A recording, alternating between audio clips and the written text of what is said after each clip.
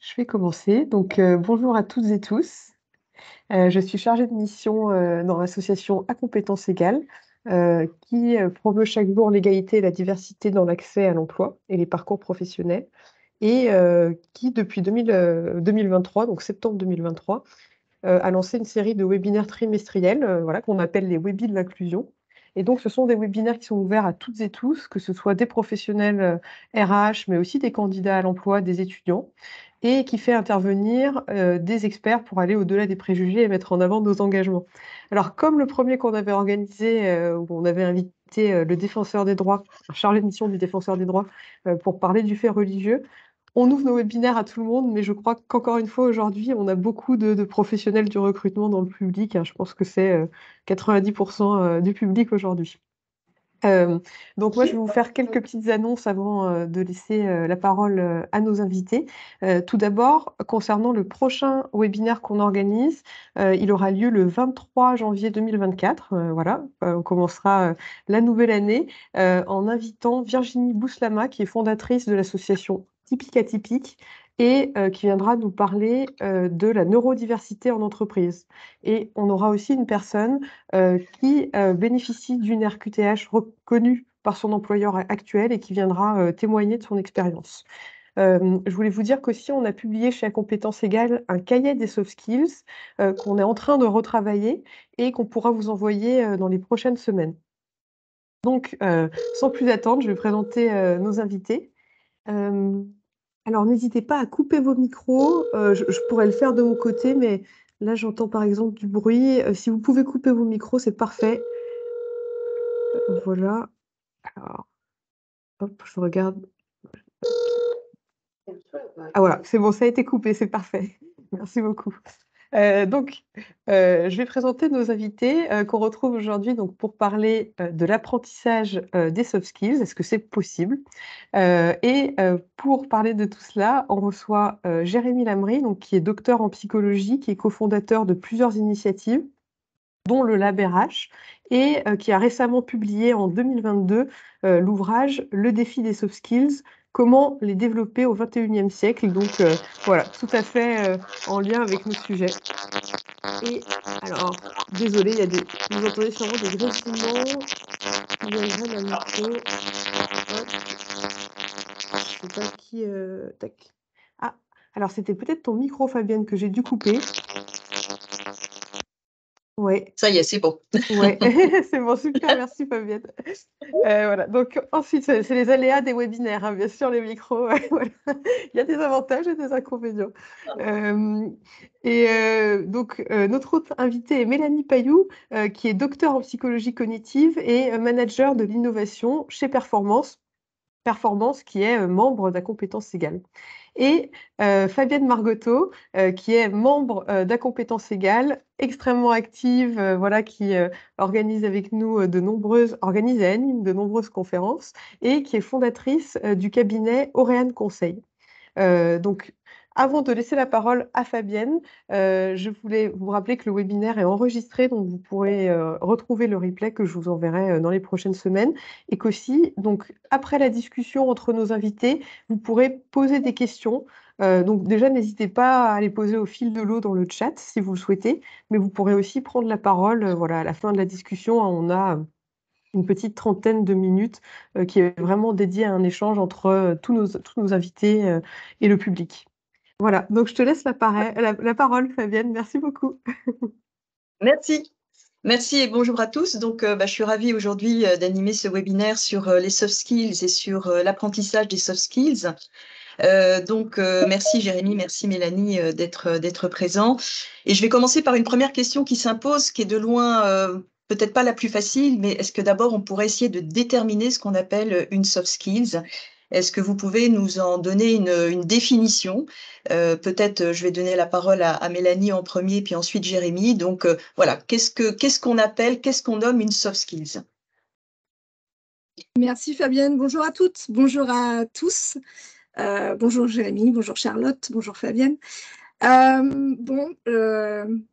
Je suis sincèrement désolée de cette introduction à ce webinaire. Je vais certainement en décevoir beaucoup. Mais malheureusement, définir les soft skills, c'est vraiment quelque chose d'extrêmement difficile aujourd'hui. Et même les dernières études récentes, je me suis plongée dans la littérature. J'entends mon écho, je suis désolée. Je me suis plongée dans la littérature récemment et typiquement, il y a un groupe de chercheurs qui, en 2021, a publié dans la revue Review of Managerial Science, justement, un papier sur soft skills. Do we know what we are talking about? Et ça veut bien dire ce que ça veut dire, quoi. C'est-à-dire qu'aujourd'hui, il n'y a pas de consensus scientifique. Pourquoi? Parce que les chercheurs, ils s'accordent à dire que finalement, il y a une dispersion théorique très, très forte et donc, par défaut, un manque de définition consensuelle. Maintenant, par le biais de la pratique, et puisque c'est aussi notre métier chez Performance, on peut tenter de proposer une définition qui va être générale. Et pour nous, finalement, les soft skills, ce serait une combinaison de ressources, de qualités individuelles, de dispositions qui permettent l'adaptation à soi, aux autres et à son environnement. Et donc, en fait, toutes ces ressources, elles vont être soutenues par des habilités cognitives, par exemple, des traits de personnalité, nos motivations ou encore nos représentations sociales. Et donc, voilà, tout ça va venir éclairer les soft skills qui sont adaptatives et très contextuelles aussi. J'imagine, Jérémy, que tu as matière à compléter mon propos. Merci beaucoup, Mélanie. Donc, déjà, je rejoins complètement Mélanie. Quand on regarde les définitions sur les soft skills dans les papiers, dans les papiers scientifiques, on a un peu plus de 700 définitions qui se baladent et il n'y en a aucune qui est fausse, donc puisqu'il n'y en a aucune qui est vraie non plus. Mais si on devait leur trouver un point commun, on pourrait parler de l'ensemble des capacités qui consistent à apprendre, réfléchir et interagir de manière adaptée dans un nouveau contexte. Donc ça, c'est une définition assez concise qu'on peut essayer de donner aux professionnels, que ce soit dans le recrutement ou dans la formation. Donc vraiment cette notion de capacité qui consiste à apprendre, réfléchir et interagir de manière adaptée dans un nouveau concept. On se rend compte que apprendre, réfléchir, interagir, c'est vraiment les trois grandes familles d'activités qui vont être concernées un peu par le sujet des soft skills. Là où on a généralement tendance, et notamment en France, à les rapprocher un petit peu trop de l'intelligence émotionnelle et de trop s'intéresser juste au sujet de l'interaction. Alors que, comme le disait Mélanie, il n'y a pas que le rapport aux autres, il y a aussi le rapport à soi, il y a aussi le rapport à l'action, il y a le rapport à la complexité, il y a le rapport à la connaissance. Et donc, les soft skills, c'est un peu la manière dont on gère le rapport à nous-mêmes et tout ce qui nous entoure.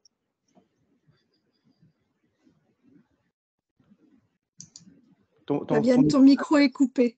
Fabien, on n'entend pas ton micro. Ouais. Mince, on t'entend pas.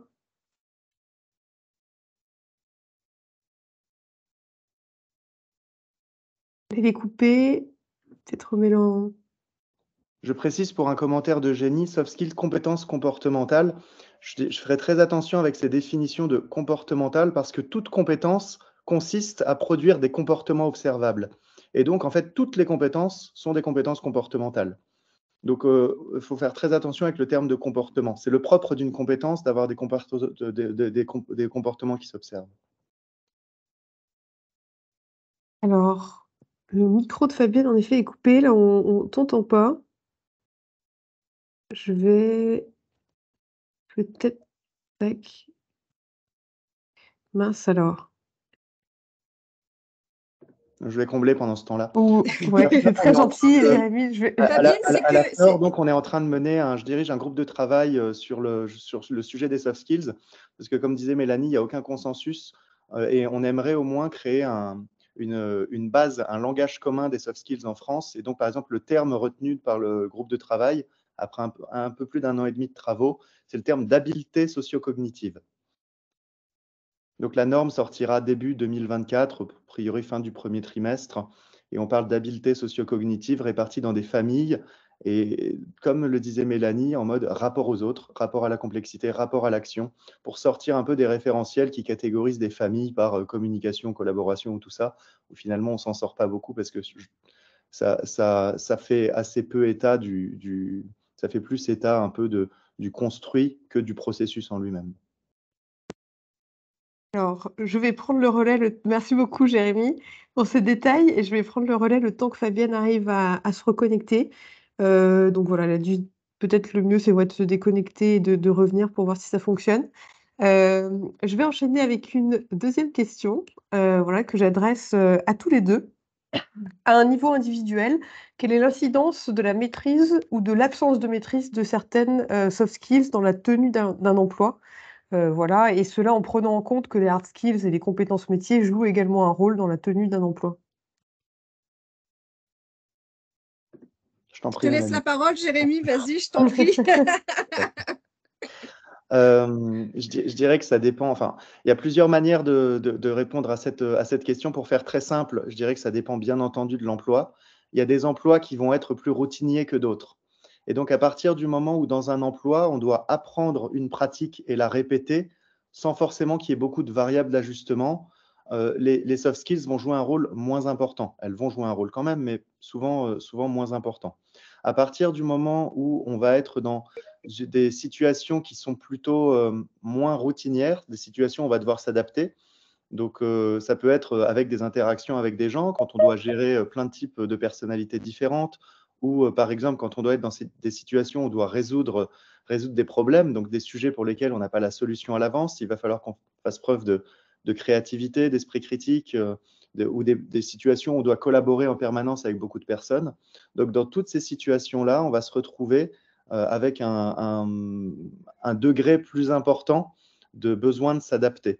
Et donc, à partir de ce moment-là, on va devoir développer plus de soft skills, a priori, pour ces sujets-là. Oui, peut-être pour compléter, si je prends cet exemple, si par exemple on pouvait considérer l'adaptabilité comme une soft skills en tant que telle, et si je devais donner un exemple d'un impact positif de l'adaptabilité en situation organisationnelle, eh bien, une personne qui est adaptable bah, elle va être capable de s'adapter au changement, ça va favoriser une flexibilité, une capacité à relever des nouveaux défis, par exemple. Et à s'ajuster à l'évolution des besoins de l'entreprise.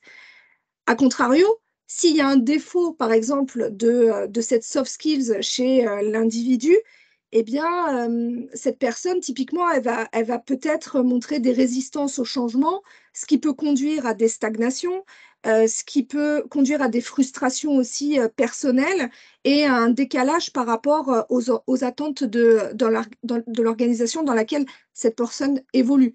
Donc voilà, typiquement, si on se projette sur une soft skills comme ça un peu au hasard, voilà ce que ça peut donner, un impact positif versus un impact négatif de manière très générale, hein, bien sûr.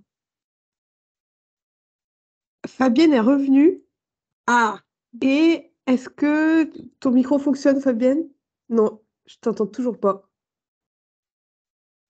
Mince, on t'entend pas. c'est le bouton mute qui ne fonctionne plus chez elle, Je sais pas. peut-être. En tout cas, du coup, si tu arrives à régler, je vais reprendre la main sur les questions en attendant. Voilà, et j'espère que ça va fonctionner. Euh, Dans la continuité, voilà, pour continuer sur ta lancée, Mélanie, j'avais une question, notamment, bah, voilà, chez Performance, vous proposez notamment aux candidats à l'emploi de tester leurs soft skills et aussi aux salariés en général, hein. Et ce que je voulais savoir, c'est dans votre échantillon de salariés et de candidats à l'emploi qui passent ces tests, qui mesurent leurs soft skills, quels sont les soft skills qui ressortent le plus et qui ressortent le moins? Et est-ce que tu pourrais un peu nous faire une présentation, peut-être par type de métier, voilà, secteur auquel appartiennent les candidats et les salariés? Ouais, merci Charlotte. Peut-être juste avant de parler de cette chose-là, si vous me permettez, je vais faire une petite aparté parce que moi, il y a quelque chose qui me chiffonne un peu souvent quand on parle des éditeurs de tests psychométriques et il y a une confusion au sein du grand public sur, finalement, ce sont des tests de personnalité. Et j'aimerais vraiment faire le distinguo entre les traits de personnalité et les soft skills. Les traits de personnalité, ce sont des choses fondamentales d'une personne qu'on connaît à travers des tests qui sont basés sur la théorie des Big Five. Et si, par exemple, je devais prendre l'extraversion comme trait de personnalité, eh bien, l'extraversion, comme je l'expliquais tout à l'heure dans la définition des soft skills, l'extraversion va venir sous-tendre, elle va venir soutenir des soft skills, comme par exemple communiquer efficacement. Et donc, finalement, dans communiquer efficacement, c'est comment la personne va mettre à profit son extraversion pour pouvoir communiquer efficacement. Voilà, je voulais juste faire ce petit distinguo pour que les choses soient claires sur cette distinction entre soft skills et traits de personnalité. Je ne sais pas, Jérémy, si tu partages. Je partage et j'ajouterais même que les traits de personnalité correspondent à des tendances de comportement. Et résumer une personne à ses traits de personnalité, c'est extrêmement dangereux. Ce n'est pas parce qu'une personne a un trait de personnalité fort sur l'extraversion qu'il est forcément extraverti tout le temps. Et donc, il faut faire extrêmement attention à ça parce que c'est extrêmement déterministe d'essayer de catégoriser une personne par rapport à sa personnalité et réducteur. Alors, merci à tous. J'espère que vous m'entendez. Là, me voilà. Oui, c'est bon, super. Oui. Je suis confuse. Là, j'ai un problème avec l'ordinateur. Voilà, je suis repassée sur mon mobile. J'espère que je n'aurai pas de. Alors, je reviens parmi vous et je suis désolée d'avoir manqué effectivement le début des débats, mais j'ai entendu que vous parliez de traits de personnalité. Effectivement, c'est souvent un raccourci que l'on fait entre le soft skills et traits de personnalité. Donc, merci en tout cas pour cet éclairage. Maintenant, Mélanie, alors je ne sais pas si vous avez évoqué le sujet, mais ce qui est intéressant, c'est que vous proposez chez Performance des outils d'évaluation des soft skills. Et est-ce que vous pourriez nous dire, parmi tous les candidats en fait qui ont utilisé en fait ces outils d'évaluation, quels sont les soft skills qui ressortent le plus en fait, hein? Est-ce qu'il y a des soft skills qui ressortent plus et d'autres qui ressortent moins, et quels sont-ils ou quelles sont-elles? Ok. Je vais faire un petit pas de côté, mais je vais répondre à la question, bien sûr. Pour nous, chez Performance, donc, qui sommes un éditeur d'outils psychométriques qui vont évaluer les individus, soit à des fins de recrutement, de mobilité, de développement de compétences, etc., il y a une chose qui est extrêmement importante pour nous, c'est que finalement, les soft skills ne sont pas liées, ne sont pas dépendantes d'un métier en soi. Vraiment, hein. Et finalement, les soft skills, elles sont transverses par défaut, donc transposables d'un métier à l'autre. Néanmoins, chez nous, on a quand même des datas qu'on peut explorer et analyser selon des données. Et donc, typiquement, je peux vous apporter des tendances côté client, des soft skills attendus, par exemple, selon des secteurs. Donc là, typiquement, ce sont des données qui portent sur 5000 modèles de compétences qui ont été effectués par nos clients sur l'une de nos plateformes pendant 1 an.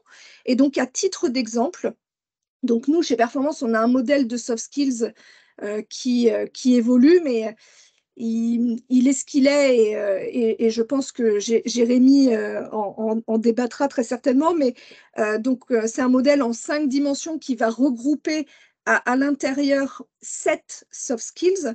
Et donc ces 5 grandes dimensions, c'est l'influence, la décision, l'efficacité, l'agilité et la coopération. Et donc, comme je disais, à l'intérieur de ces 5 grandes dimensions, vous avez 7 soft skills plus spécifiques.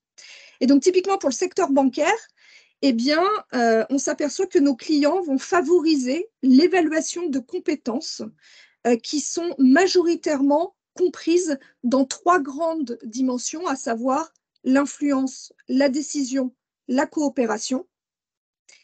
Et si on regarde dans un tout autre secteur qui est celui de l'industrie, eh bien, on va s'apercevoir que là, il y a une recherche de compétences qui est plutôt axée sur des dimensions d'efficacité et de coopération. Alors, je n'irai pas plus loin dans l'analyse parce qu'on pourrait y passer des heures, mais en fait, notre parti pris aujourd'hui chez Performance, c'est de dire que les soft skills vont permettre de réussir dans un contexte plus que dans un métier.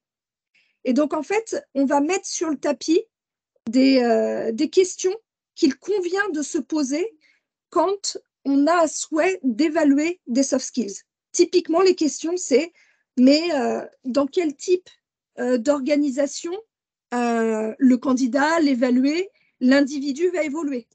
Dans quel type de rôle? Est-ce qu'il aura un rôle managérial? Est-ce qu'il va plutôt être chef de projet? Dans quel type d'activité il va évoluer? Enfin, quel type d'activités majeures vont lui être demandées à travers ses missions? Est-ce qu'il y a des modalités de présentiel ou de télétravail? Voilà, tout ce contexte a un rôle majeur et ce sont vraiment des questions à se poser dans l'évaluation des soft skills. Donc, si je comprends bien, Mélanie, ce que vous dites là, les questions préalables que vous posez aux employeurs permettent de définir une grille de soft skills qui sont plus particulièrement adressées en fait aux candidats? Tout à fait. C'est-à-dire que selon les réponses qui vont être données à travers, à travers ce module de questions, eh bien, nous, on a travaillé chez Performance avec des professionnels RH et puis aussi avec une revue de la littérature scientifique, et on est en mesure de proposer des compétences adaptées à un contexte.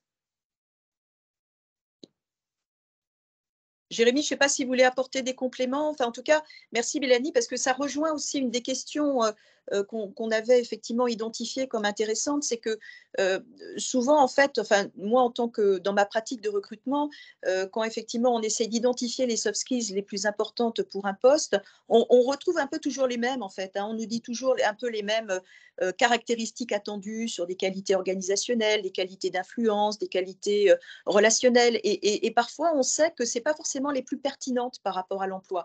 Donc, c'est vrai que c'est intéressant de savoir qu'il y a des démarches qui permettent d'aller identifier les soft skills qui seront vraiment les plus pertinentes, les plus prépondérantes pour, je dirais, l'efficacité et la tenue en fait, d'un poste.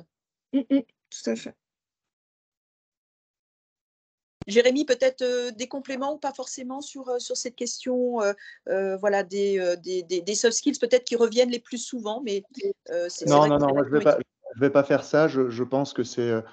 quand Mélanie le fait, elle se base sur des données. Je trouve ça extrêmement bien, mais je ne vais pas faire un truc à la petite loterie. Je pense que c'est contre-productif et je suis très content que ce soit Performance qui soit autour de la table aujourd'hui parce que ça fait partie des acteurs très sérieux du marché sur le sujet. Quand on en a d'autres qui vont aller jouer aux apprentis sorciers avec le sujet des soft skills en garantissant de la performance à l'évaluation, des choses comme ça, alors que c'est extrêmement déterministe puisqu'on va se dire les gens qui ont performé dans tel métier sont des exemples de performance, donc il faut recruter les mêmes. Ça s'appelle du clonage et pas de l'évaluation de soft skills.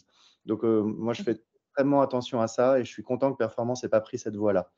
Non, moi, je voulais simplement profiter pour répondre à 2-3 questions dans le chat qui se posent en allant. On parlait de power skills, de math skills, de choses comme ça. Moi, j'ai un avis assez tranché sur ce que sont tous ces trucs-là.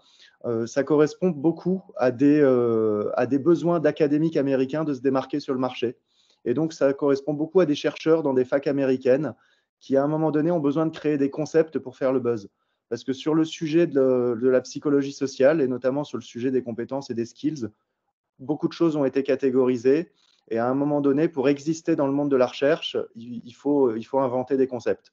Et donc, ils sont en train d'inventer des concepts, mais qui sont simplement des catégorisations différentes de choses qui existent déjà. Et après, sur la partie peut-être que mesurez-vous, ça, je te laisse répondre, Mélanie, parce qu'à mon avis, elle t'était plus adressée cette question sur la toute dernière question de Raphaël.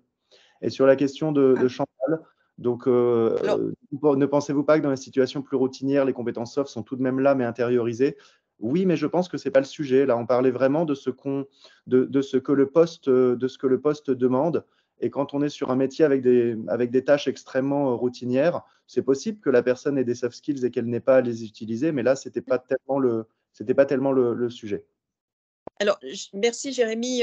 Je vous propose peut-être de garder les questions du chat, peut-être pour la fin de la conférence, de façon à garder une certaine fluidité dans le jeu des questions-réponses. Mais en tout cas, merci d'avoir déjà apporté des éléments sur les math skills et beaucoup d'autres concepts aujourd'hui qui voient le jour. Mais je voudrais revenir sur cette question d'évaluation quand même, parce qu'elle est importante. C'est vrai que dans le guide qu'a Compétences Égales a publié notamment comment recruter sans discriminer, également dans le guide de la CNIL, qui est à destination des recruteurs et qui a été publié en 2023, il est rappelé que les tests de personnalité et tous les outils psychométriques mesurant les soft skills, les savoir-être ou tests de personnalité ne peuvent être utilisés que s'il y a un lien direct, objectif et nécessaire avec l'appréciation de la capacité à occuper un poste. Et nous, en tant que recruteurs et opérationnels, c'est comment on peut s'assurer que les outils que nous utilisons sont valides sur le plan scientifique et sont bien là pour mesurer ce qu'on doit mesurer, c'est-à-dire effectivement les soft skills. Est-ce qu'il y a effectivement des repères particuliers ou des points qui peuvent nous aider, nous, à bien choisir en fait, finalement, les prestataires avec lesquels nous travaillons. C'est vrai que Jérémy. Oh, pardon. Mélanie, un tout petit début d'élément de réponse dans ce cas, si vous me permettez. C'est vrai que donc pour garantir déjà des recrutements qui seraient exempts de discrimination, va vraiment falloir se soucier et considérer un certain nombre de critères dans le choix d'outils d'évaluation, le choix d'outils psychométriques. Et forcément, la validation scientifique en fait partie. Néanmoins, là où je trouve que c'est compliqué pour tout à chacun, c'est que, hormis les personnes, sans dénigrer vraiment aucunement l'auditoire, faut être expert quoi, pour pouvoir comprendre vraiment du contenu de validation scientifique. Et c'est complexe. Et donc, il y a quand même des éléments à vérifier. Donc, est-ce que l'outil de mesure est basé sur une méthodologie qui respecte les règles, la rigueur scientifique et tout ça est bien solide? Est-ce qu'il y a des études de validation qui ont été menées et conformément aux normes psychométriques qui vont démontrer une certaine fiabilité et validité des mesures, etc., etc. Mais même quand un éditeur montre patte blanche en présentant son document de validation, même là, il peut y avoir des problèmes de compréhension et parfois des choses fausses qui induisent en erreur les clients et les personnes qui achètent, qui prennent ces outils. Voilà.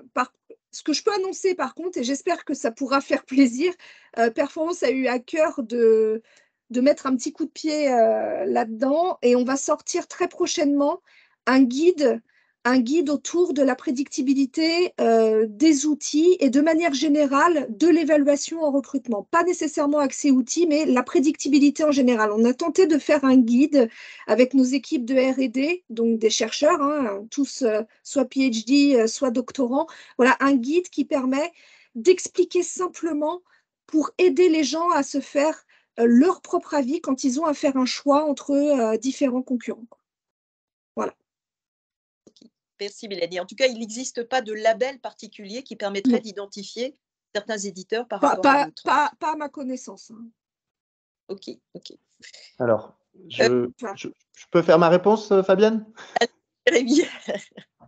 Donc, il existe un cercle qu'on appelle la charte des éditeurs de tests, qui en fait a des critères extrêmement stricts de validation, mais pratiquement aucun éditeur de test en France ne s'y soumet. Et donc, aujourd'hui, en fait, rien n'empêche un éditeur de test de produire un rapport faux et mensonger. Et on sait que ça fait partie des pratiques du marché, notamment. À partir du moment où on sait ce qu'un client veut voir, il est tout à fait possible de le mettre et il n'y a personne qui viendra vous taper sur les doigts. Donc après, voilà, c'est pour ça que c'est important de connaître l'acteur avec lequel on travaille et de lui faire et de s'assurer qu'on lui fait confiance. Et comme je disais, moi, je suis content d'être autour de la table avec Performance. Mais les rapports peuvent être truqués. Il n'y a personne qui peut vous en empêcher et c'est très difficilement vérifiable. C'est ça sur le sujet.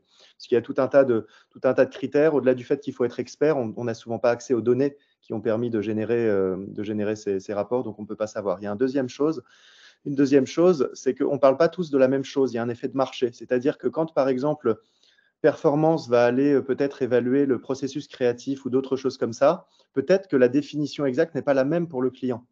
Et ça, c'est parce que, comme on disait, sur le marché, il n'y a pas de consensus.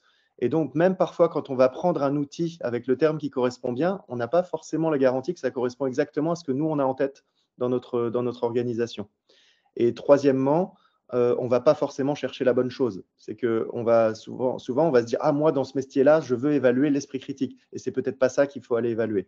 Et là, c'est aussi un manque de formation critique dans le recrutement, dans la fonction RH, sur ce qu'est la psychologie sociale. On n'a plus assez de personnes formées à la psychologie sociale et cognitive dans les organisations. On en a eu beaucoup plus il y a 30 ans. Ok. Merci, en tout cas, merci pour nous apporter ces éclairages sur l'évaluation des soft skills. On a parlé définition de soft skills, évaluation de soft skills. Maintenant, je vous propose qu'on passe au cœur de notre sujet, c'est-à-dire l'apprentissage, en fait, et le développement des soft skills. Chez nous, à compétences égales, nous sommes vraiment convaincus, en fait, que les soft skills peuvent se développer tout au long de la vie professionnelle, mais il y a encore des idées en fait assez fausses. Alors peut-être parce que les soft skills sont vraiment apparentés aux traits de personnalité et uniquement à ça. Il y a quand même une idée assez répandue que les soft skills seraient immuables en fait, et que c'est une caractéristique presque innée et que ça ne pourrait pas se développer. Alors vous, qu'est-ce que vous en pensez? Enfin, je connais déjà un petit peu votre réponse, mais qu'est-ce que vous en pensez? Et pourquoi cette idée aujourd'hui, elle est encore présente dans les débats? Je t'en prie, Jérémy, vas-y. Merci Mélanie. Donc oui, c'est vrai, les soft skills, c'est inné, il est impossible de les développer. Et c'est comme ça. Non, pas du tout. Non, pas du tout, pas du tout. En fait, je pense que la création, en fait, ça fait maintenant une dizaine d'années que je fais des recherches sur le sujet des soft skills et j'en suis arrivé à une conclusion ces 2 dernières années, c'est que les soft skills, ça n'existe pas. En fait, c'est une construction, ce qu'on appelle une construction duale du XXe siècle. Au XXe siècle, on avait besoin d'avoir d'un QI le côté, puis à la fin du XXe siècle, le QE. Et donc, quand on a eu le sujet des skills, qui au départ a été approché avec le sujet très technique, quand on a découvert qu'il existait des compétences non techniques, on a créé une catégorie en face, donc les soft skills. Et en fait, ces catégories-là, elles sont uniquement liées au processus de maturité des gens au XXe siècle. Et ça, en fait, pour moi, c'est assez problématique parce qu'aujourd'hui, on range les trucs dans des catégories alors qu'on le voit bien que ce n'est pas aussi simple que ça. Et donc, on a mené des travaux de recherche et c'est assez intéressant de voir que dans la littérature scientifique et dans la littérature plus philosophique, il y a près de 200 ans déjà, on avait mieux compris le sujet qu'aujourd'hui sur tout ça. Et donc, on a publié en juin, là, je vous le mets dans le chat, on a sorti un article dans Journal of Intelligence qui permet d'expliquer qu'il n'y a pas de différence fondamentale entre hard skills et soft skills, que c'est la même chose et qu'en fait, toutes ces capacités et compétences, elles sont constituées d'ingrédients qui sont les mêmes, mais pas dans les mêmes proportions. Et c'est ça qui va permettre d'aller créer à un moment donné une compétence. Et ça, pour moi, c'est extrêmement important parce que quand on le prend sous ce prisme-là, on arrête de se poser la question de est-ce que ça se développe ou non. Quand on regarde les composants, par exemple la partie des connaissances, la partie sur ce qu'on appelle la cognition active, la partie sur la conation qui va être la personnalité, les valeurs, la partie sur les émotions, on voit bien qu'il y a des choses sur lesquelles on peut travailler de manière assez rapide et d'autres moins rapides. Et je pense que ça permet de tuer le débat sur soft skills innés ou acquis et ça permet de recentrer le débat au contraire sur aussi bien en évaluation qu'en ingénierie pédagogique que dans les débats déterministes, on voit ce sur quoi on peut travailler à court terme, long terme ou pas du tout. Merci Jérémy. Mélanie, peut-être, enfin, en tout cas, c'est très éclairant ce que vous dites et c'est vrai que quand on lit effectivement ce que vous avez produit sur le sujet, bien sûr, les soft skills, on aurait presque tendance à dire que c'est les compétences pratiquement dans la globalité, quoi. C'est-à-dire, je trouve qu'on se rapproche beaucoup de la définition, on va dire, ou de la conception même de la compétence en tant que telle, comme effectivement une combinaison extrêmement construite de connaissances, de pratiques professionnelles et puis également de caractéristiques, de dispositions personnelles. Et donc, effectivement, ce qui nous intéresse, c'est la compétence, sa finalité et sa globalité. Oui, peut-être juste 2 mots pour compléter. Je suis intimement convaincue que cette question, cette idée fausse très répandue est très liée à la confusion entre trait de personnalité et soft skills. Après, c'est ma perception des choses. Et puis, bien évidemment, que les soft skills sont dynamiques et qu'elles peuvent évoluer à travers le temps. ne serait-ce que par nos expériences, nos apprentissages, et que tout individu forcément apprend de ses réussites comme de ses échecs, ce qui lui permet de s'adapter au fil du temps et donc de développer des nouveaux comportements, des soft skills adaptés, bien sûr, si on reste en contexte professionnel, à ces contextes. Alors, c'est vrai que on s'est aussi posé la question à compétences égales et de l'impact en fait de l'origine sociale sur le parcours professionnel. Et une étude a été réalisée par à compétences égales sur ce sujet, ainsi que beaucoup d'articles en sociologie montrent également que les recruteurs peuvent associer certaines soft skills à l'origine sociale. Et donc, ça voudrait dire que la lecture serait que les personnes issues de milieux plus favorisés seraient vues comme ou perçues comme ayant plus de soft skills. Donc, à votre avis, est-ce qu'il pourrait exister des risques discriminatoires en lien avec les soft skills? Et si oui, quels seraient-ils? Alors, je peux répondre parce que tout simplement, chez Performance, on a créé des événements qu'on va appeler des workshops. Et dans ces événements, typiquement, on a proposé à des RH une situation finalement avec des faux profils où on donnait des caractéristiques. Donc, typiquement, il y a une photo de la personne, donc des caractéristiques physiques. Il y a des hobbies, joue au foot, aux échecs, etc. Et puis, on leur a demandé, selon des critères de soft skills, donc typiquement la coopération, par exemple, ou la collaboration, euh, quel profil allez-vous préférer? On les a forcés à faire un choix et on les a poussés dans les retranchements, finalement, des stéréotypes.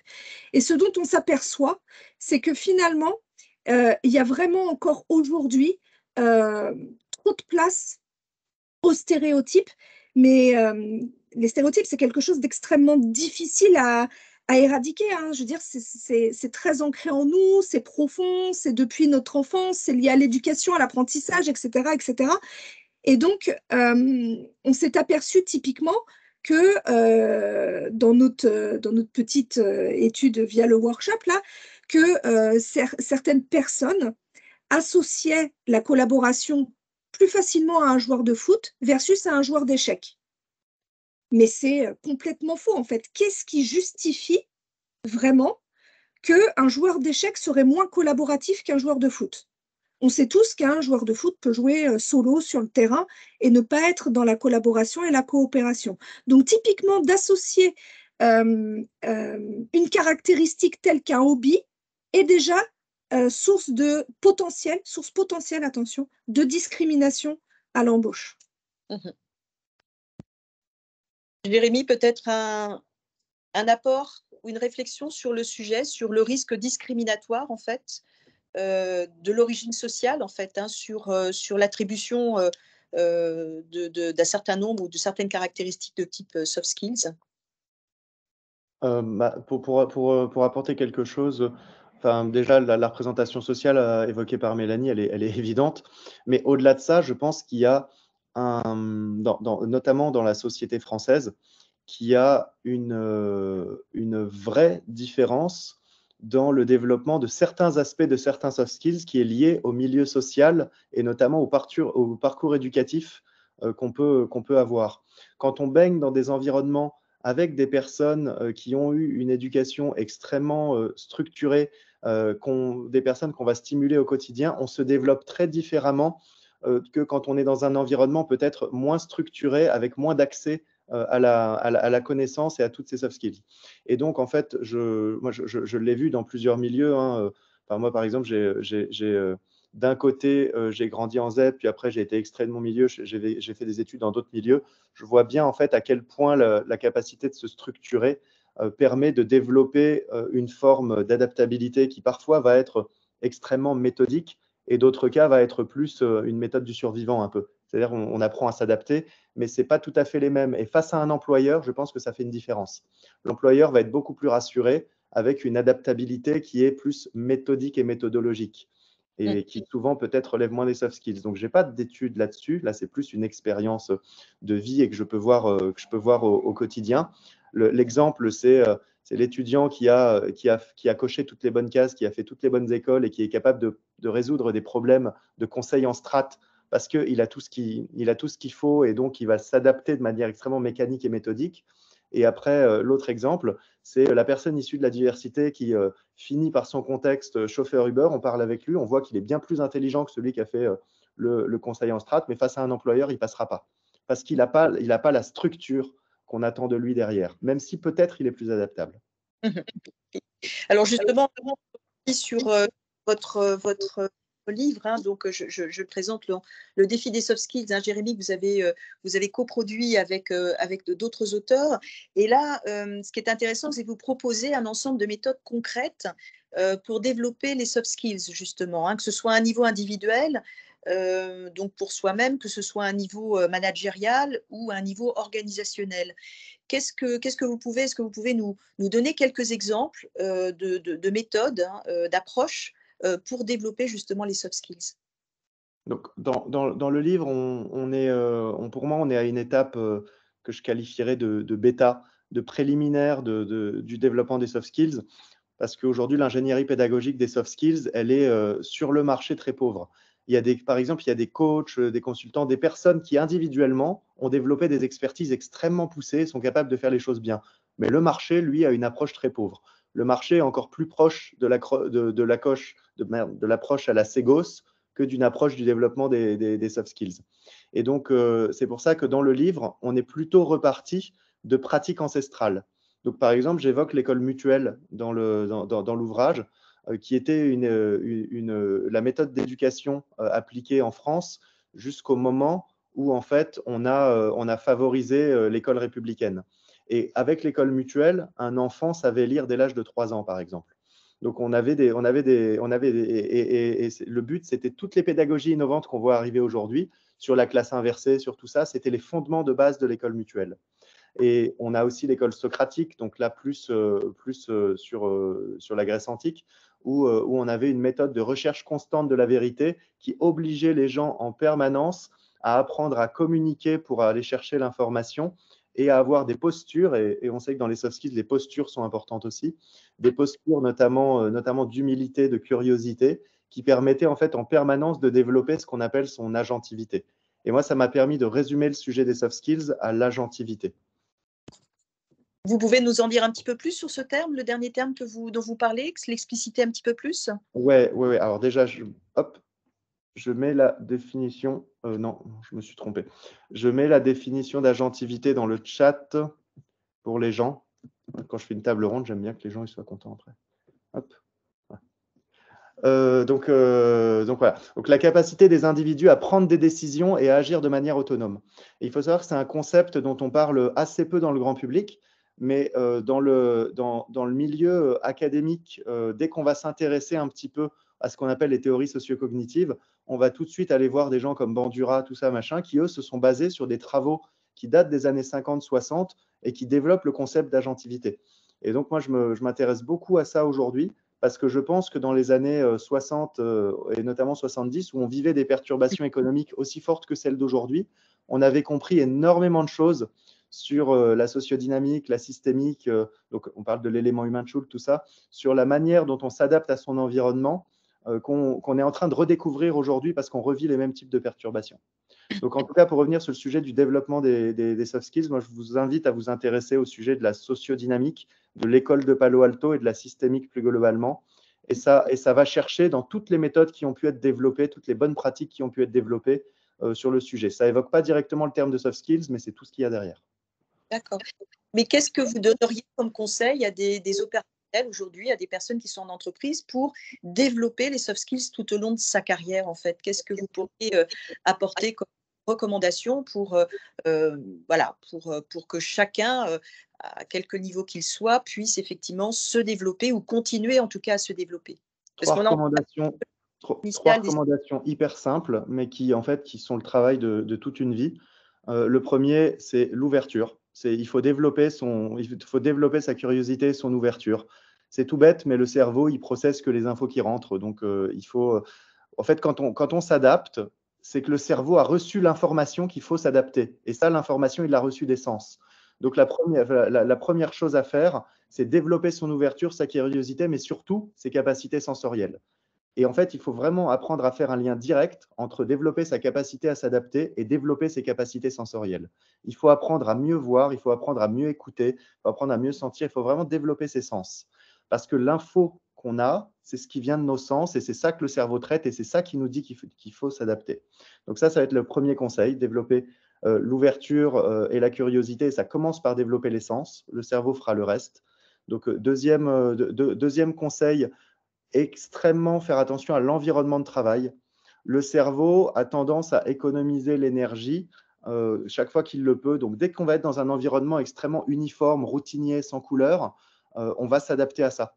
Et donc, il faut créer un environnement qui soit le bon équilibre entre tout est mort ou il y a trop de vie. Parce que s'il y a trop de vie, c'est aussi de stress et des perturbations.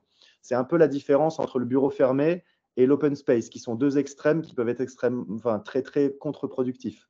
Et donc là, on le voit, on arrive aujourd'hui sur des bureaux où il y a plus de couleurs, plus d'environnements différents. Donc l'environnement de travail est clé parce qu'on est des êtres humains et donc on s'adapte à notre environnement. Et donc quand on a des environnements chiants, on devient chiant. Je caricature à peine. Et le troisième conseil que je pourrais donner, c'est s'informer et conceptualiser. C'est-à-dire que s'adapter, c'est bien, mais si on ne veut pas s'adapter juste en réactif, en continu, à un moment donné, il faut faire un vrai travail qu'on appelle réflexif pour pouvoir en fait comprendre ce qu'on sait ou ce qu'on ne sait pas et acquérir des connaissances plus formelles sur lesquelles on va pouvoir s'appuyer. Parce que l'adaptabilité, c'est un mythe de penser que l'adaptabilité ne repose pas sur des méthodes et des connaissances. Plus on a des méthodes et des connaissances, plus on arrive à construire une adaptabilité complexe. Donc, ça va plutôt dans le sens pour un professionnel, effectivement, peut-être de changer d'environnement de travail, de changer d'environnement de travail, de changer d'emploi, de ne pas rester forcément toujours très très longtemps dans une même activité, de pouvoir avoir une diversité qui permet d'enrichir en fait la personne et qui lui permet de l'alimenter en réflexion. Donc, si on voit ça sur le cours d'une carrière, on peut effectivement peut-être le transposer par des évolutions professionnelles qui soient nourries, qui soient construites et qui ne soient pas de façon toujours longitudinaire en fait. Oui, puis, mais après, voilà, il y a plein de méthodes. Hein. On parle par exemple je sais pas, on parle parfois de la PNL, de la CNV, tout ça. On en fait des temples pour des sujets donnés. Pour moi, ce sont des outils méthodologiques de l'adaptation. Et en fait, quand on apprend, quand on intègre ça et qu'on se dit, voilà, ça me permet de mieux gérer tel aspect, ça me donne un modèle qui me permet de représenter la réalité et qui, du coup, me permet de m'adapter plus facilement. Et donc, chaque fois qu'on construit tous ces modèles-là, moi, je ne penserais pas en termes de carrière ou quoi que ce soit, je penserais plus en termes à chaque fois, de moment de vie. Dans quel moment de vie je suis et sur quoi je veux concentrer mon énergie. Parce qu'on se rend compte à la fin de la journée que s'adapter, c'est aussi dépenser de l'énergie. Et que donc, on cherche à faire en sorte de dépenser le moins d'énergie possible pour avoir le meilleur résultat possible. Et puis, j'ajouterais juste, mais ça va être très en lien avec ce que tu dis, Jérémy, c'est que, à partir du moment où, il y a une volonté d'être dans un développement, de soft skills, il y a vraiment cette notion, tu as parlé de réflexivité, il y a vraiment cette notion de, qu'est-ce qui se joue pour moi et qu'est-ce que j'en fais? Et si ça, c'est pas posé, il peut pas y avoir de développement. Il peut pas y avoir de développement. Donc il y a vraiment ces questions-là à se poser à travers le développement de soft skills. Ok. Alors, quand on continue à parler de développement de soft skills, à partir de quel âge? Enfin bon, on a déjà un petit peu évoqué avec l'apprentissage initial, avec les écoles, avec la formation, mais à partir de quel moment, en fait, on peut penser déjà à développer ces soft skills? Jérémy, vous parlez notamment d'exemples de la Finlande, qui a développé une méthode d'apprentissage déjà à l'école assez innovante. Est-ce que vous pourriez nous éclairer, en tout cas, en nous apportant des éléments complémentaires sur ce qu'a fait la Finlande et peut-être répondre à la question à partir de quel moment on peut déjà commencer à développer, en fait, ces soft skills? Merci Fabienne pour la plateforme. Je reviens sur le modèle que j'évoquais tout à l'heure en 5 dimensions. Donc, avec les connaissances, la cognition, c'est-à-dire notre capacité à apprendre à réfléchir, la conation qui va constituer un peu nos filtres pour voir le monde, donc nos valeurs, notre personnalité, nos moteurs de motivation. Ensuite, tout ce qui va être le sensorimoteur, c'est-à-dire la manière dont on va utiliser notre corps, et la partie émotion.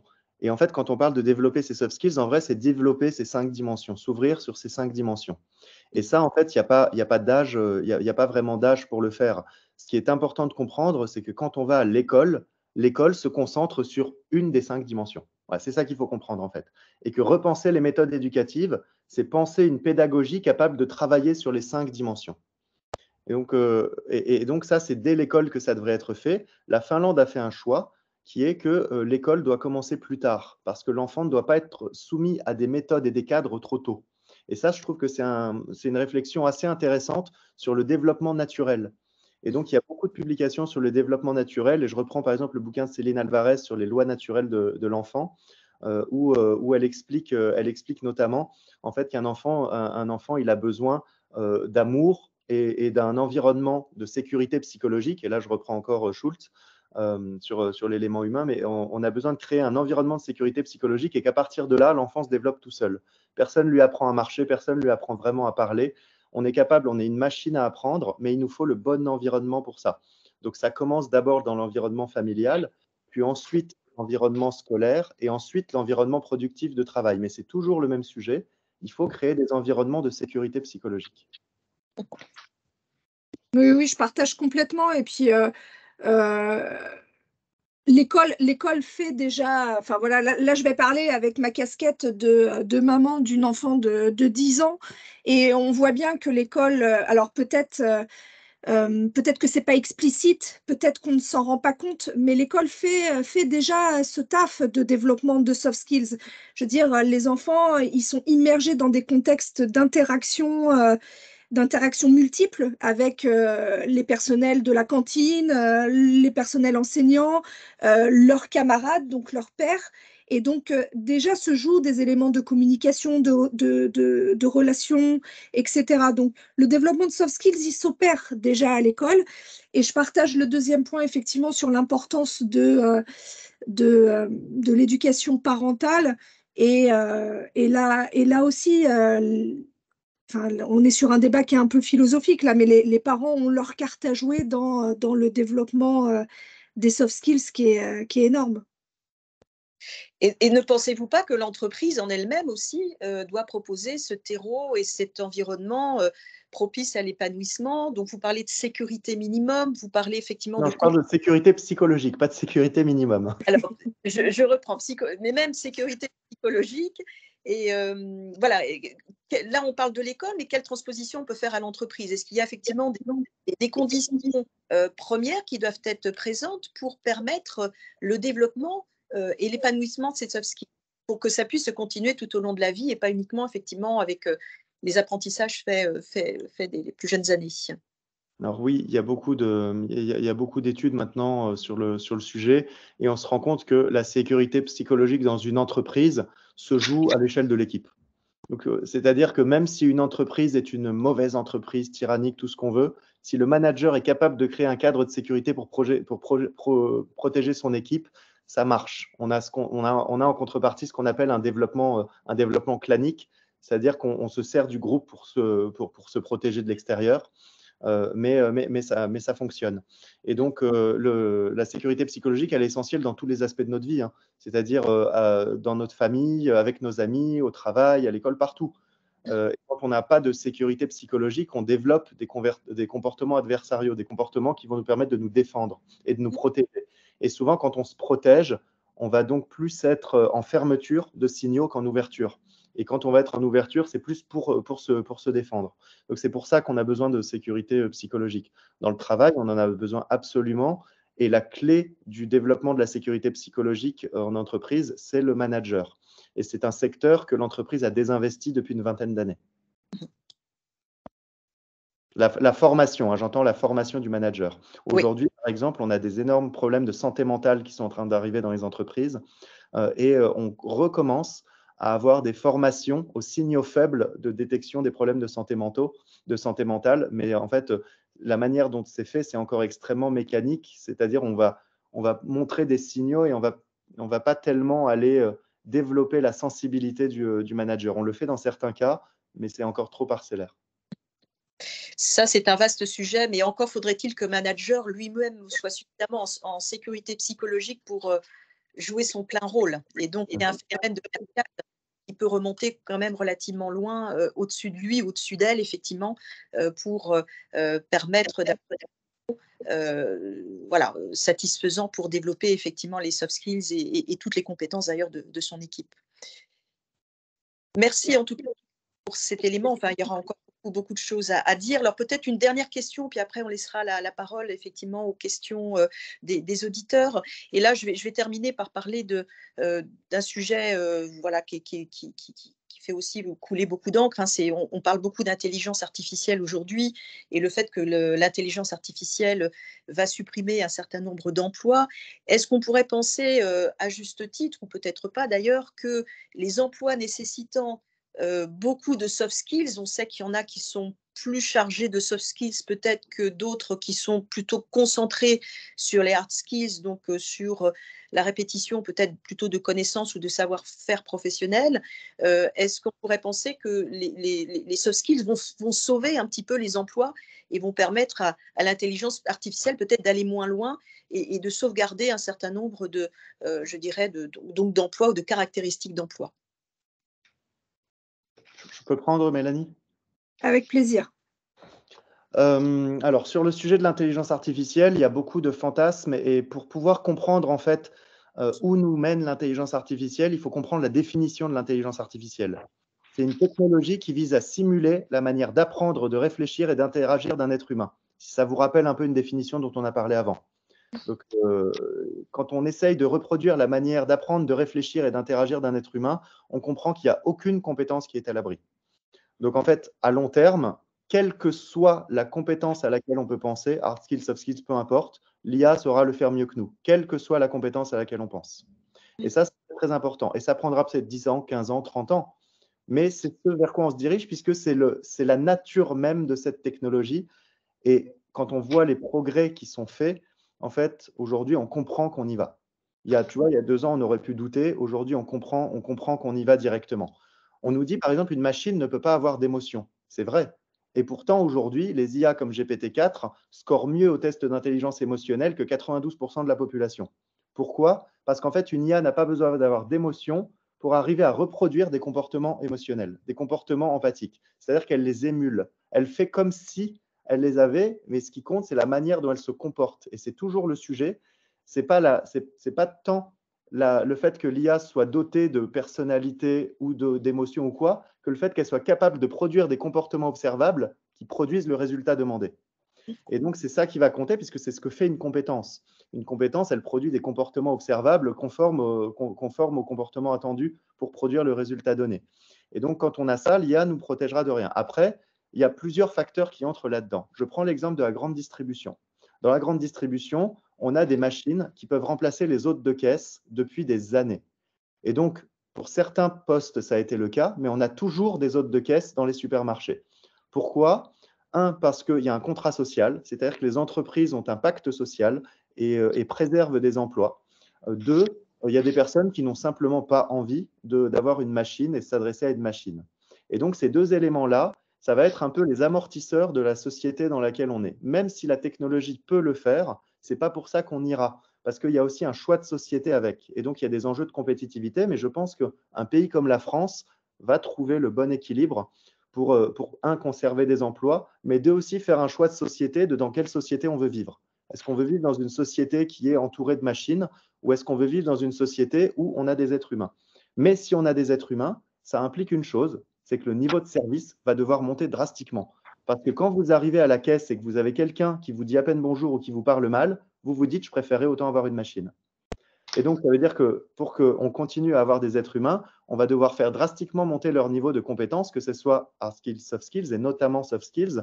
Et là, on a un vrai risque de déqualifier toute une partie de la population qui, arrivant sur le marché de l'emploi, n'a peut-être pas assez travaillé sur ce sujet des soft skills et n'aura peut-être pas le cadre pour les développer suffisamment vite pour pouvoir adresser ces emplois-là. Et donc, moi, je pense qu'on a un vrai sujet demain du développement large des soft skills et de toute forme de connaissances et de codes sociaux aussi.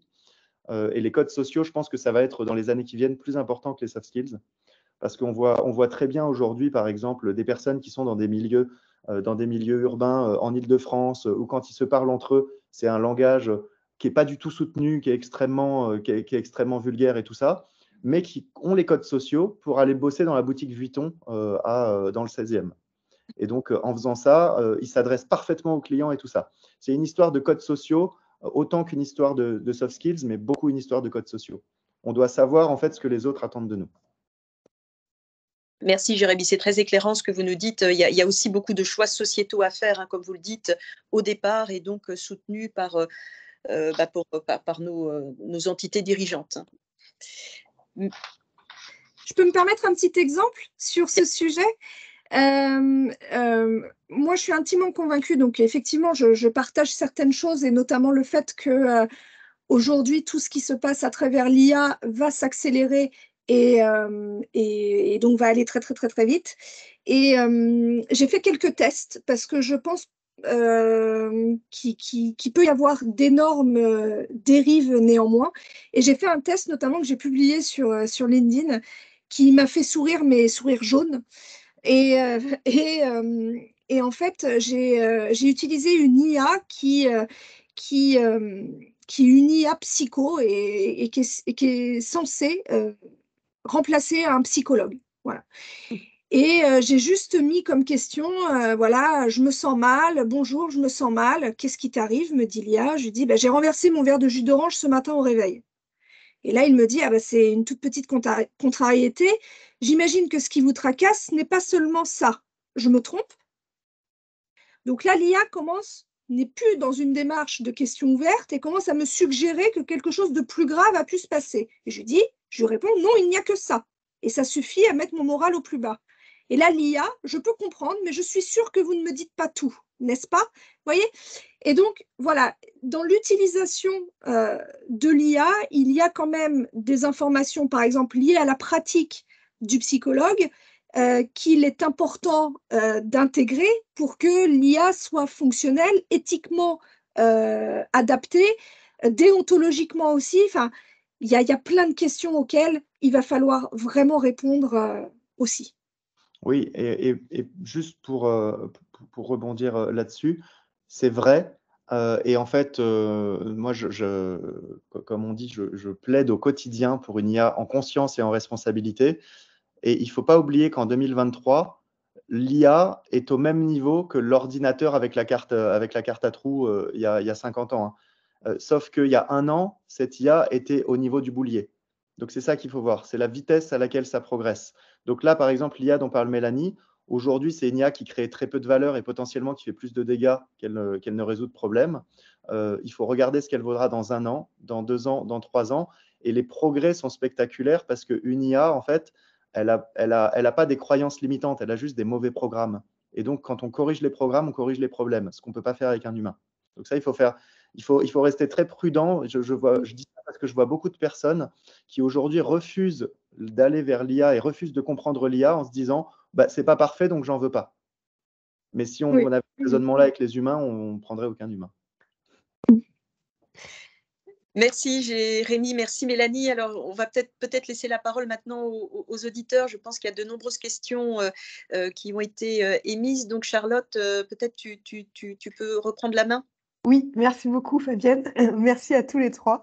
Et donc, je vais commencer à lire les questions dans le chat. N'hésitez pas à en poser ou à lever la main si vous voulez prendre la parole. Mais avant tout, parce que j'ai vraiment une question par rapport à tout ce que tu as dit, Jérémy, et puis voilà, par rapport aux recherches que tu retranscris dans ton ouvrage, Le défi des soft skills. Je voulais poser une question qui, je pense, va intéresser pas mal de monde et à laquelle on s'intéresse chez la compétence égale, et notamment pour éviter le risque discriminatoire potentiellement en lien avec les soft skills, en se disant, voilà, nous, ce qu'on veut éviter, c'est que un recruteur, quand il lit un CV et qu'il va voir le nom, le prénom, le lieu de résidence, si jamais c'est indiqué sur le CV, ou qu'il devine l'âge, il va se dire, ah non, potentiellement, cette personne n'aura pas les soft skills nécessaires pour le poste.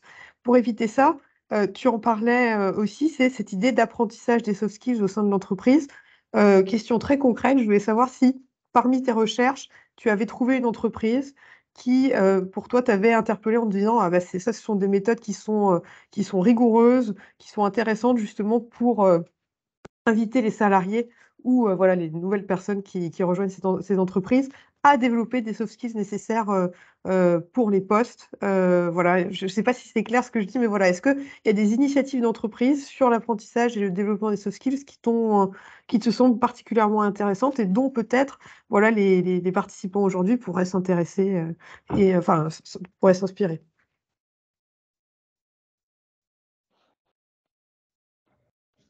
C'est pour moi, là, hein. Oui, c'est pour toi, Jérémy. Hem, je suis hyper mauvais pour trouver des exemples, comme ça, donc oui, en fait, oui, il y a des boîtes, fantastiques et encore une fois, ce que je remarque, c'est que soit c'est des petites boîtes, donc d'une cinquantaine de personnes, soit c'est des cellules dans des entreprises. Je n'ai jamais vu un grand groupe qui, à l'échelle du groupe, a les bonnes pratiques qui permettent de créer de la sécurité psychologique partout. Parce qu'encore une fois, moi, j'en reviens à là, hein, c'est ça la base. C'est-à-dire qu'une boîte peut faire toutes les initiatives qu'elle veut, la journée du manager, les machins, les tout ça. Si à la fin de la journée, ça ne crée pas de la sécurité psychologique, c'est bidon. Et donc, des équipes dans des boîtes qui ont des super pratiques, oui, j'en ai rencontré. J'en ai rencontré chez L'Oréal, j'en ai rencontré chez LVMH, j'en ai rencontré chez Orange. Mais à l'échelle des boîtes, je ne citerai pas ces boîtes-là. Ça marche. OK, ça marche. Merci, Pour Jérémy. moi, aujourd'hui, c'est beaucoup une histoire de manager. Mmh. Ouais, de repenser la formation, des managers, et leur rapport La avec les formation des managers et la formation des dirigeants surtout, parce qu'en fait, je suis convaincu aussi que les limites personnelles, les limites du développement personnel d'un dirigeant se répercutent sur toute l'organisation. super, bah, merci beaucoup. Je vais lire les questions dans le chat. Alors, il y en avait une justement, que Jérémy, avait commencé à repérer et qui s'adressait plutôt à Mélanie. Pour revenir sur les tests, performance, alors il y a Raphaël qui demande: «Que mesurez-vous les ressources psychologiques de l'individu, son auto-positionnement et ou, l'évaluation de la compétence?» Oui. Alors, les ressources psychologiques, tout dépend de ce qu'on entend des ressources psychologiques. Ça, ce sont des choses qui, dans la littérature, sont assez récentes. C'est ce qu'on appelle le psychap. On a actuellement une doctorante chez nous en contracifre qui étudie ces questions-là. Son autopositionnement va forcément, puisque aujourd'hui, on est sur des évaluations, sur des auto-évaluations, hein, donc finalement, on y est. Et l'évaluation de la compétence, en contexte, oui, c'est, on a, comment dire, du scoring sur la base des éléments de réponse à plusieurs questionnaires. Donc, comme je disais tout à l'heure, plusieurs questionnaires, donc des questionnaires de personnalité, des questionnaires de motivation, des questionnaires de représentation sociale, et aussi des petites épreuves qui viennent chercher les habiletés cognitives. Et sur la base de tous ces éléments-là, eh bien, il y a des algorithmes de scoring qui permettent d'estimer un score sur une compétence en contexte. Super. Merci beaucoup pour ces précisions. Donc on a une autre question de Sophie qui demande: «L'empathie, quelle définition, des graduations, une soft skills, un trait de personnalité?» Voilà, voilà, Mélanie, Bah, Jérémy, je qui peux, je souhaite peux répondre? apporter un premier élément de réponse. L'empathie, c'est un concept psychologique qui est très vaste et je ne prétendrai pas en être experte, loin de là. C'est vraiment un champ extrêmement large et voilà. Par contre, ce que je peux constater aujourd'hui sur le marché dans l'évaluation de l'empathie, c'est que principalement, on va aller évaluer l'empathie sur l'identification d'émotions, c'est-à-dire ma capacité à reconnaître une émotion chez l'autre. Mais l'empathie, elle a deux volets. Elle a justement cette capacité, enfin cette identification de l'état émotionnel d'autrui, mais elle a aussi le deuxième pendant qui est suis-je capable de me mettre à la place de l'autre? Et donc, ce deuxième volet est plus rarement évalué par les tests, et c'est pourtant ce qu'il me semble peut-être le plus important, enfin le plus à enjeu dans les contextes professionnels. Jérémy, tu voulais ajouter quelque chose? Non, C'est bon? très bien. Super. J'adhère à 100%. Je continue. Alors là, j'ai vu que Jérémy, notamment, avait aimé les commentaires.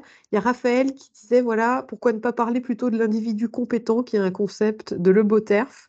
Et alors, monsieur ou madame Le Graal, parce que je n'ai pas le prénom, qui dit, d'accord avec Jérémy et Fabienne, on en revient à une approche un peu plus objectivée de la compétence, avec un bon gros sens versus le bullshit, développé depuis bien longtemps par Guy Le Beauterf, à nouveau, qui définit la compétence comme la mobilisation ou l'activation de plusieurs savoirs dans une situation et un contexte donné.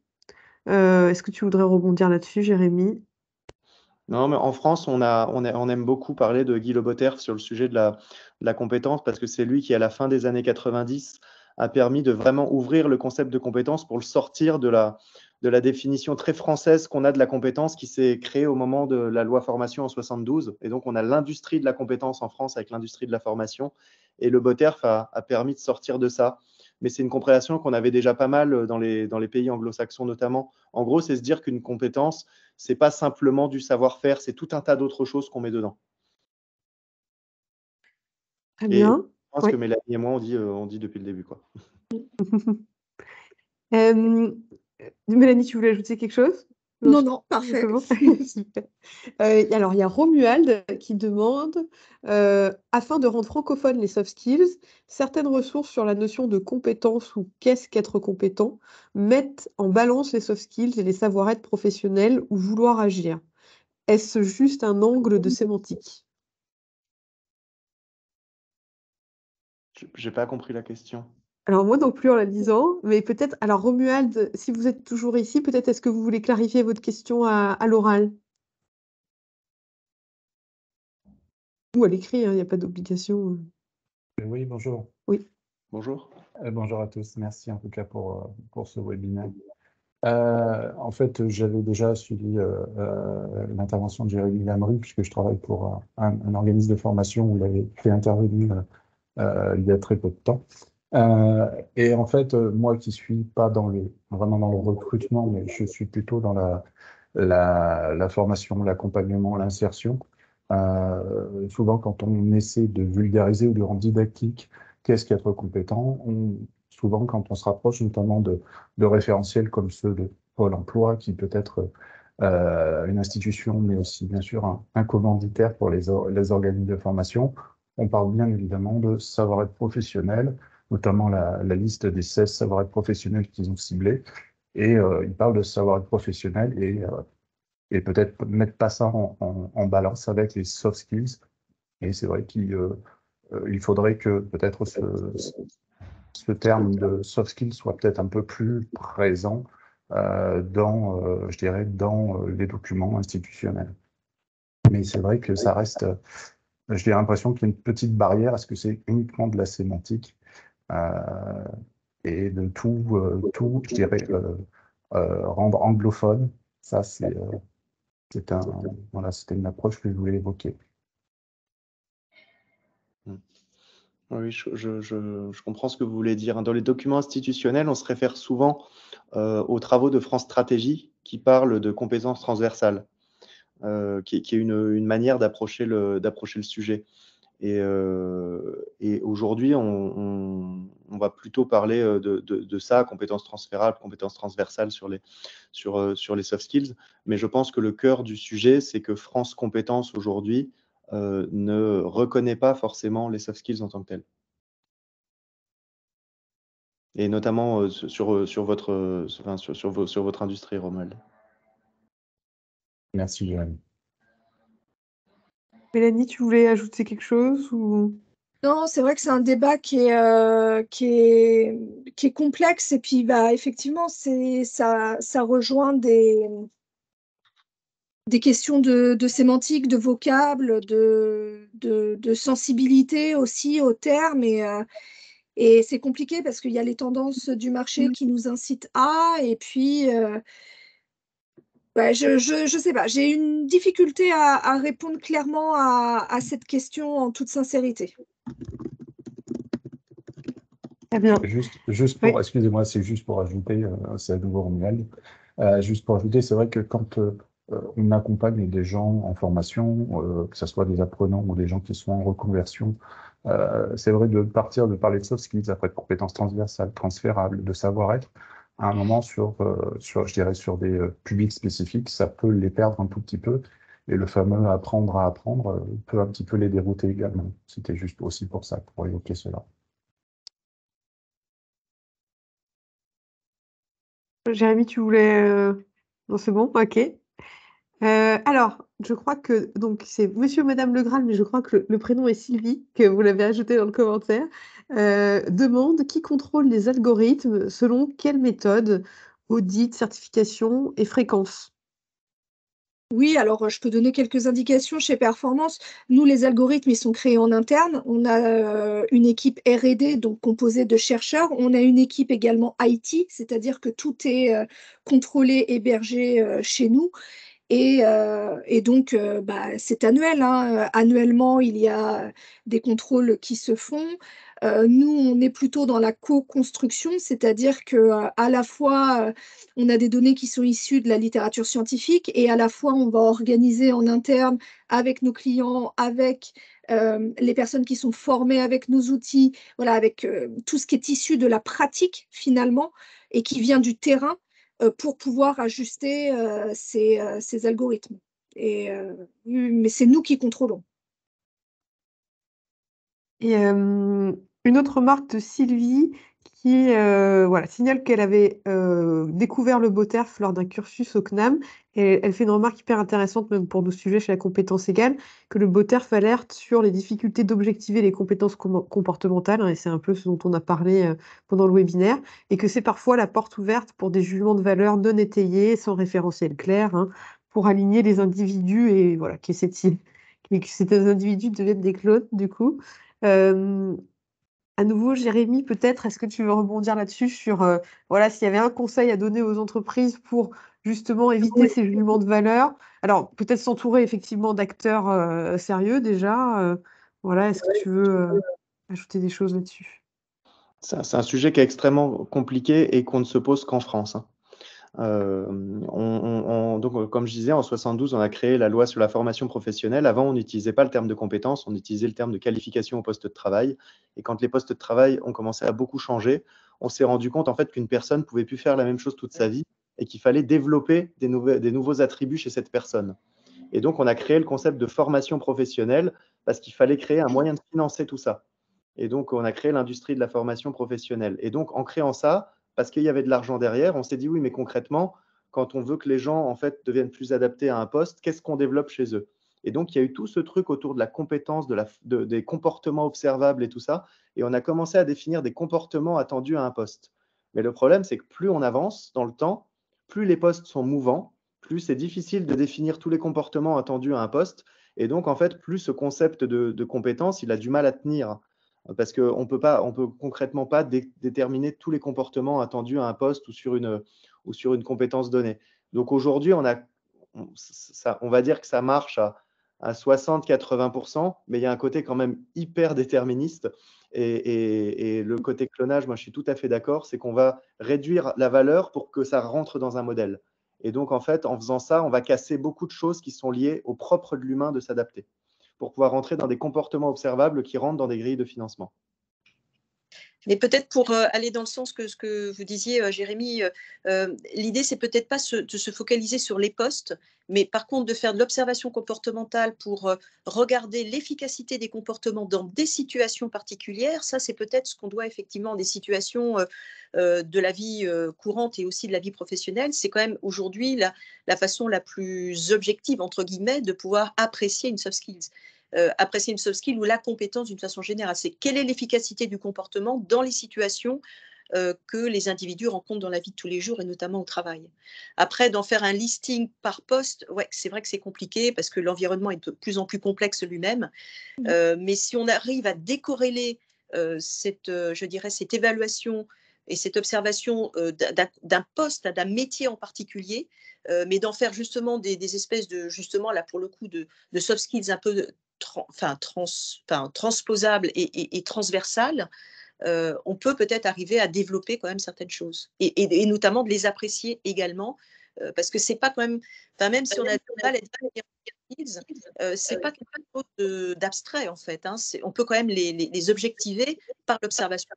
Ce que nous disait Mélanie tout à l'heure, en fait, c'est pas des postes, c'est des situations et des contextes. Exact.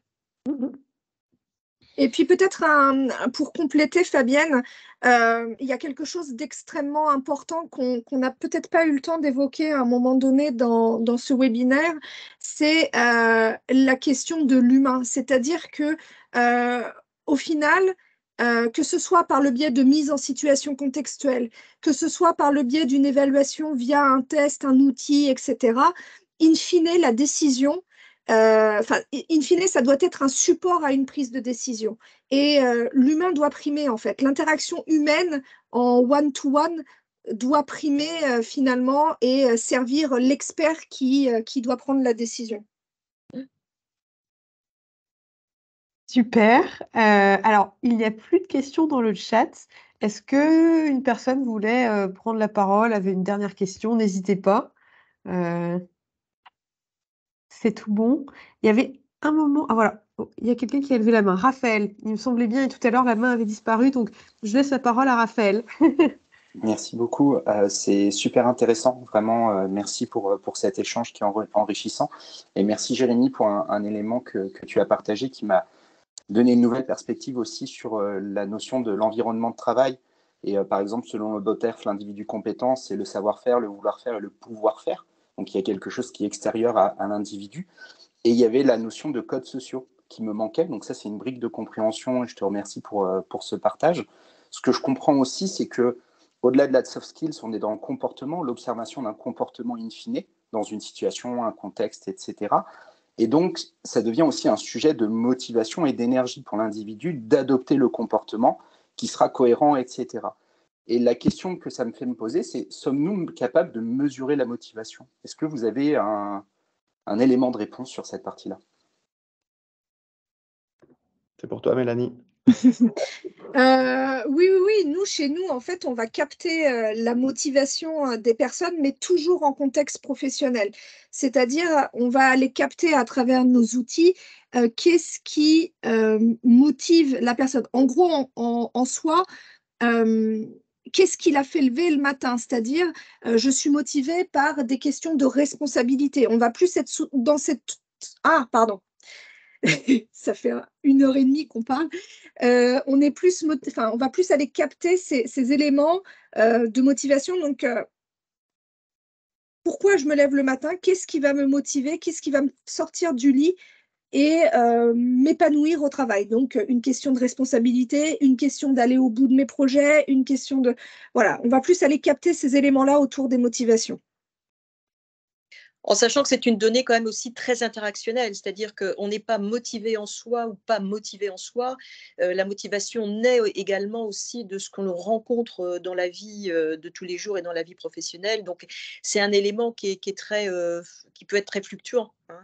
Et d'ailleurs, merci en tout cas pour votre intervention, Raphaël, mais ça fait aussi penser qu'il y a une dimension émotionnelle aussi, hein, que l'on ne traite pas directement sur la partie compétence. Alors, elle en fait peut-être partie dans la définition de Jérémy, mais l'aspect émotionnel va être un état qui n'est pas forcément intrinsèque, on va dire, à l'individu, mais qui va beaucoup jouer également dans cette faculté d'adaptation aux situations que l'individu va rencontrer.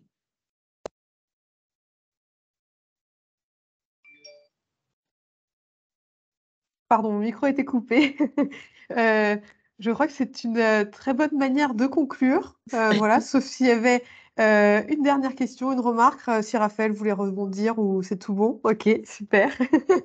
Moi, dans le chat, je vous ai partagé voilà, le site à compétences égales où vous allez retrouver le cahier des soft skills qu'on a publié, mais qui est en cours de réédition, puisqu'on a un groupe de travail. Et dans tous les cas, je vous enverrai par mail dans les prochaines semaines la version mise à jour. Et je partage aussi ce lien parce que vous trouverez notre étude d'origine sociale et parcours professionnel, où l'on parle de la question des soft skills. Puis voilà, l'objectif vraiment de ce webinaire, c'était d'éviter le risque discriminatoire en lien avec les soft skills. Et j'espère que nos invités, nos 3 invités nous ont donné de meilleures clés de compréhension à ce sujet. Et voilà, je vous invite à découvrir cette étude et nos recommandations voilà, qu'on a publiées suite à cette étude. Donc, c'est des bonnes pratiques hein, en lien avec le recrutement. Donc, merci à toutes et tous. Merci Fabienne, merci Mélanie, merci Jérémy. Vraiment, c'était hyper intéressant. Et merci à toutes les personnes voilà, dans le public qui ont participé, qui ont posé des questions, ou qui sont tout simplement venus écouter nos invités. Voilà. Je vous tiens au courant, bien sûr, de notre prochain webinaire. Donc, je vous ai annoncé la date, hein, ce sera en janvier, mais vous recevrez des infos par mail.